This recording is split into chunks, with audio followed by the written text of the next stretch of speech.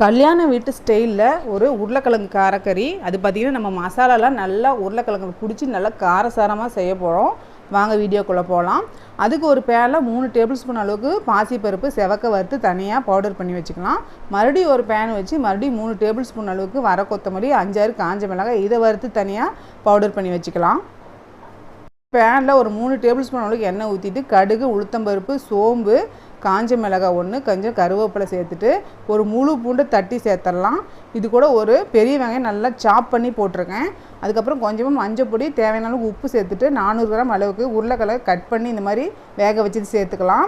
அதுக்கப்புறம் ஏற்கனவே பொடி பண்ண தூளை 2 டேபிள் ஸ்பூன் அளவுக்கு போட்டு கொஞ்சமாக 1/2 ஸ்பூன் அளவுக்கு காஷ்மீரி மிளகாய்த்தூள், கொஞ்சமாக பெருங்காயத்தூள் சேர்த்துட்டு மறுபடி அந்த பாசிப்பருப்பு பொடியும் சேர்த்து நல்லா மிக்ஸ் பண்ணிவிட்டு இறக்கி கொஞ்சமாக மல்லி இலை போட்டு இறக்குனா சூப்பரான காரக்கறி ரெடி.